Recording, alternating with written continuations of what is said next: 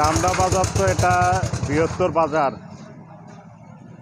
ঠিক আছে। আমরা ছোটোবেলা থেকে দেখছি এই বাজারে কুমিল্লা, নোয়াখালী, চাঁদপুর, চাঁদপুর, হ্যাঁ, 14 গ্রাম, মুরাদনগর সব থানার লোকেরা, জেলারাই এই বাজারে আসতো চামড়া। এখন তো আস্তে আস্তে কমে যাইতেছে এই শিল্প ক্ষেত্রে।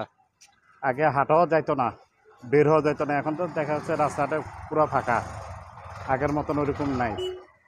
তা মানে ছোটোবেলা যেভাবে দেখছি এই ঐতিহ্যটা এখন দেখা যাচ্ছে না। আগে যে শনি মঙ্গলবারে যে চামড়াগুলো উঠতো, এখন এই ঈদের মৌসুমে এই ধরনের চামড়া উঠে কিনা? না না, ঈদের মৌসুমে শনি, আগে তো নর্মাল শনি মঙ্গলবারে এর চেয়ে বেশি চামড়া উঠতো। আর ঈদের সময় আগে ছোটোবেলা দেখছি, বা আগে 15-20 বছর আগে, তখন তো চামড়ায় এই লোহার ব্রিজ থেকে বিশ্ব রোড পর্যন্ত, আমাদের বাড়ির ব্রিজ পর্যন্ত চলে যেত চামড়া। এখন তো ওইদিকে নাই, খুব কমে আছে।